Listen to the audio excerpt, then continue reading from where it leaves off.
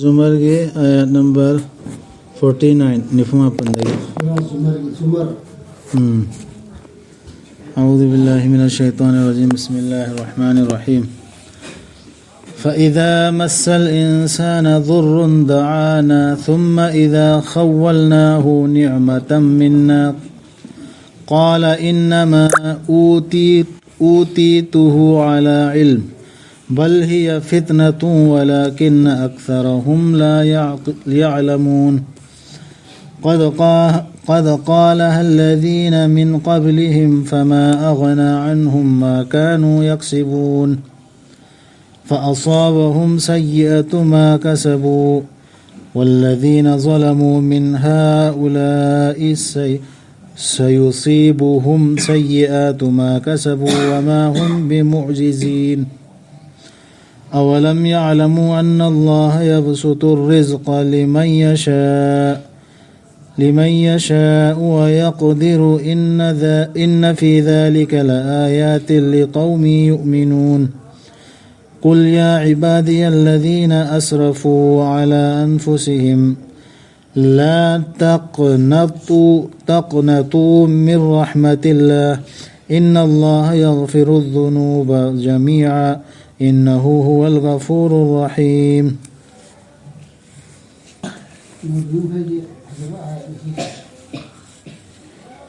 سوق لبا متمدا ميوي بابو أوانانا مانا كوزرق يكويدا أدوكي توندا يكوينا بيبي ربا متمدا مواند توزال أما يكويدكي مانا هاي سوبناكي مسي أيواندا بيبي بني أيكي لوسين أماكي مرمدكي نتّي مدو چانgyang amani tawngmo sung makhoi ayambana khangdabani changyang ne khangodi ai sai sai bidagi ai technology na puto bidagi tawrimi hai ji adu khali duman na hai natte ba du ala mamali du kitna ne ma ai changyang am laur me ba du ma hai lela adu masi ayam ni nati masi wa pam ji khangde हाई खरबनी मसी मखोइगी ममांगदा लेरंबसिंग अदुनसु कई हाई खरबा होजिकी ममांगदा हाई खरबा हाई वासी आई दिसि आई इल्मा इसागी गरि लौसिन न ताजबनी ने हाई बसी चिन हाई दसु अदु मे खनबदु अदुने हाई बाय हाई सी हान हाई खरबने हान ममांग आई मीसिंग दसु सुमन हाई दन ला अदुबु काना हनबल इखिदे मखोइदा मखोइना तानसिनजखिबा दुना सोखन खि मखोइबु मखोइना तानसिनजखिबा फत्तबा सिंगदुना अदुगा मखोइ सिगी हराउदन लेरगा दिन की थबक काउफरगा इतना फसा लमदा चंजिनदना जुलम ज्यादती तौदु मयाम दो अदु मरम ओरगा मखोइदा मदु मरम दगे मखोइदा दसादु ताखेवा लागे जाब लागा अदुगा मखोइ सिगी मनुंगदसु अरानबा तौबसिंगदु सोखनगनी मखोइना तानसिनजखिबा फत्तबा सिंगदुना अदुगा मखोइना मदु सोखनबा ngamlo सोयहनबा ngamlo हाना तौदु दुमारे मखोइ तौरे हाइबनवा जि नखोइ लैबा आकिन खोसि जि तौ खतौरे खननो मखोइदसु जमाना दम थोकने तौरा आदि सुमै दुमै तौरा आदि min hawla e nabi dai min hawla e si le mi sing si manung de sune jari oi be sing do han thoku tum thoku hojiksu aduma dumai chaman dar qiyamat po khang dabra makhoina madudi allah na marang kai halli hai basi chinjak mana marang kai han bige nimbi baduda aduga kauhalli madubu mana kauhan bige nimbi baduda tasena mak maduda lairabani khudam sing thajaba mi sing di man thotri se kari ne khang da se ma haliba nagar lai halise alan pamde alan tawde alan tawgen tawre ni ai khang drai ba mi si ne si adubu masu ba ko da man le mi si da so si da mama thok ju ji adu thaje da mi si ne di ma si khang da de ba ma de khudam ma ta ne ba thaje da ni da iman le ren hai ba na ko se si da ni ho ji thaje hong ni thaje hong man le khudam man le hayu o aigi inaising lamhelurabasing makhoi masagi mayokta pap langsanjaduna ningba kai ganu allah gi minungsi gi nabi da hai mi si tamda nabi hai to hai Hai, nabi oi. tro नत्रगा हाय मीदुदा मतमदो नबीदो वरेदना अदु कुरान से मतलब कि अपन वो वरीना हाय मीदुना हाय सी हाय दो अब मियो निंग बकाई गनो या इबादे लजन असहो आई निंग बकाई गनो आई नाइसिंग कर्म नाइसिंग असरफो की हिंदी आई नाइसिंग लम हेलो रबसिंग मा तौरे दी मतुम नो अफब थबक से ओजेला सुवालान कॉपी दे दब ट्रेन खालो नो अखोई मसागी मयुक्त पाप लंघन जरूबा हुजी मा प्रासु हुजी अफब थबक ओजेला ओ अदो होती थाने दी को निंग बकाई गनो निंग बकाय अल्लाह के मिनुंगसी की अल्लाह के फजाल दे निंग बकाय तसेनमक अल्लाह दी कोपी बनी पाप सिंबु पुलपना तसेनमक मादी कोपी हैबदुनी कनबी हैबदुनी अदो मुझे एखोन गुना मैम तौर ने खो निंगम द तौरनु अंजिल ओ हुजी अदो हुजी हेदो को थोकली अदुना ओनसल ओ निंगम दना सिनी तो बात तो हायदो नखोई रप्ता नखोई रप्ता ओनसल ओ निंगम दना हायसी अल्लाह आई कोपीरो न तोबा समेना तौरगा खुद थांगलगा कप्तना नी जबदो अदु तो सुनते अब पूरा कुरान से ओनजिल मान हायसी इल्ला चटपदो असली मूल हुआ तो नाम दिसने दतो अदुगा चंग जो मंगोंदा अल्लाह दा नखोई दा लाक्त्रिंगे की ममांग दा दंदीदुना मधुगी तुंगददी नखोई बु अमुक तेंबांग विरारो मतम दai मतें सुपा पांगरो आई तते मतें पांगरो आई दी हिसाब तो दले तो आन को आई दिने आई आदरी हिसाब के बगैर हिसाब तुमने विचार तो ने अदु विचार दु मतम दी विचार तुमने तो को बिना हिंजिल लोगन कोई कोरो सिने ओंजिल मतुंग दा गाइन मखा दा हायरे तुंग इल्लु खाइदगी फबदुगी नखोई दा था दा बिरपदुगी नखोई की रप्तगी सिनी तोबा तौर मतुंग दोंजिल लपाजे लाक्त्रिंगे की ममांग दा नखोई दा दंदी दु इखंग खंग हौदना नखोई ना लांबा फंग हौदना ये अमल तौरमदरसो हुजिकी तौरोसी तोबा तौरे कप्तन लाउदना ई गुना दु तौरे कुरान के अगेंस्ट द चलुरे अल्लाह ना हायदा में हम तौरुरे इन हराम ने हलाल ने खंग में हम तौरुरे ना हाइबदो दुना या आगे लोन को करे है सिकारी नोबा कुरान से ओंजिल लप चल पांद अदो इदि खंग खंग हौदना लांबा फंग हौदना ने कराइनो लाकदबा जातो लातो अदु लाकरी अदु ममांग दा इकंग खंग नत्र से लाकन है बनते हो खंग दे काय में कि मुझे खंग दे नमो लाकदबा जातो नंग मनते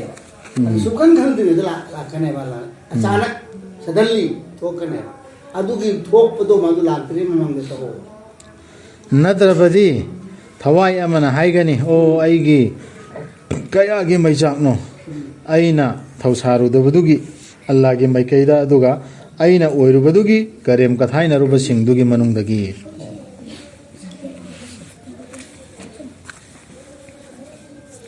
नमन मैचाक लाकदबा Quran दोंजिल हौदब सिंगदु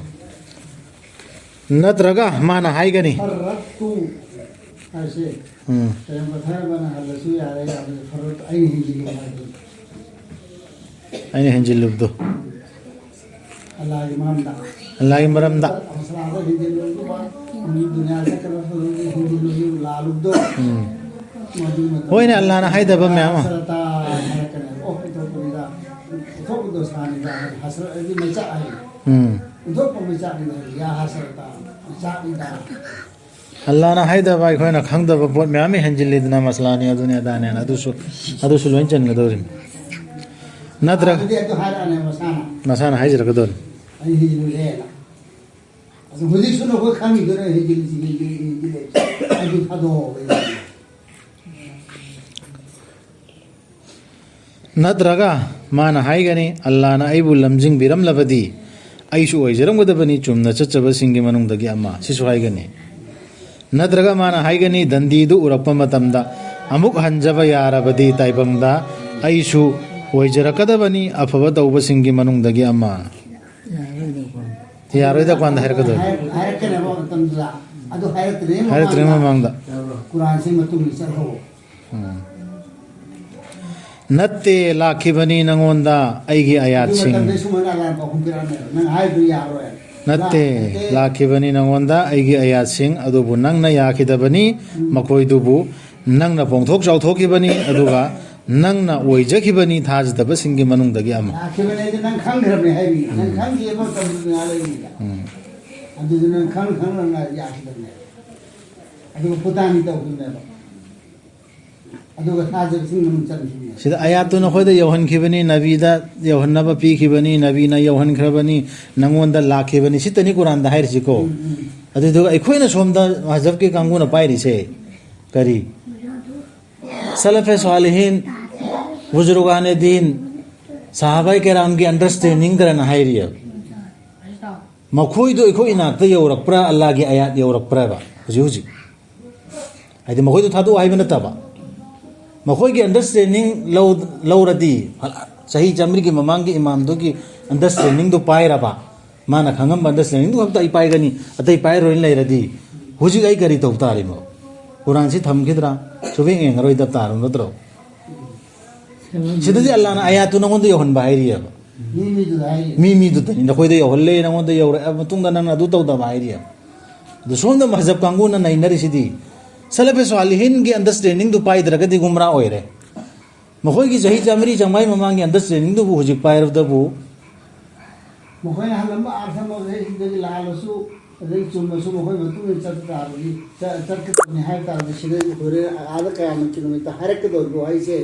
na hoi na won dan tar su buzurg to khanga laga buzurg tu ma tum nisab pe adrana en harak kara allah andi sira na won da akna tra na won da ayat yoraktra hanga dawriya sidani khena re si bera chala isi khan thagadami sai sa khana ta ya khidamni putan to ni aduga kafe se man chali hujiki salaf salihin bujurg sing sahabe karam पैगंबर सिंह न चट खिरची आया छी खत ने Pierre चट खिरची अल्लाह के अल्लाह न हेरा हेरा पदु तने पाई खिरची अदु अखोय दो सु पाई ना बने सिन नरमिसी मखोय के अंडरस्टैंडिंग दो अर्दि मखोय ना ज्ञान ता खेबदो अदु दो पायरा लैरो ना हायरंग हायगद अदु मियोय बने सेमजिल लेबो होजी अल्लाह न था खिजी बताते कुरान सिने नत्ते लाखि बनी संदो लखनवा दुसरी रंबुरी हायरसु अदुदा लालंबुदुसु लालंबै मतुंगिना आइखो लालसु लाना दुम चक्करना कयामत फोगिनी साइन अल्लाह की आयात सिदे कयामत फोगिनी कयामत हुजिकी मतम सिदा सिदा अर्थ चेनबो वही मैम आइखो के चाना बे यावर में दु लौगु दोरे में कोइन अदुगा हिंगत हनबिगदबा नुमित्ता नंगना उगनी अल्लाह की मतांगदा ओइदबा हाइखिबा सिंगदुगी ममाई सिंगदु मुसुक मुना अल्लाह की मतंग अल्लाह की आयत ने माय काय बनने हाय खिदबा ममाय दु मुसुक नुगने हाय खिब सिंगदु ममाय ना लैतबरा जहन्नम दा पोंथोक चौथोक पसिंगी लैफम अमा कनबीगनी अल्लाह ना चुमना चचबा सिंगदु मखोयगी नानथोरक जगदबा मफम सिंगदा थंबीदुना सोक लोय मखोयबु फत्तबना नत्रगा मखोय वासुवारोय पोंथोक चौथोक पार जी मजहब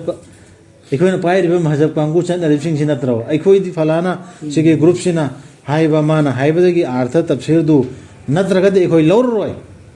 अल्लाह की आयत तो अखोना लौब ngamde सिनेबा चौथोक इंखत लैगिरजी खोल तोरबो व्याख्यादन अरोइबा फाइनल नंग ने हेना खंगबते नते मन मखोइ तोरबो व्याख्यादो अदु अरोइबा फाइनल नि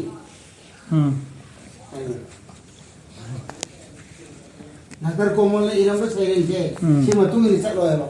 कोना स्पेलिंग तो मिसिन हाइबदो मदुन अरोइबा इदबि हाइबे दुनिया लोन दारगना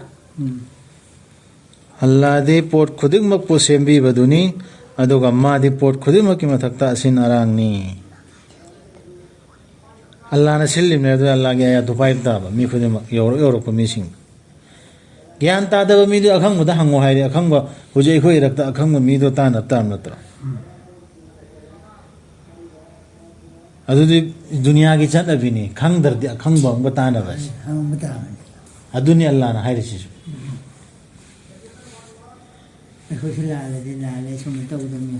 हाइ तानी तान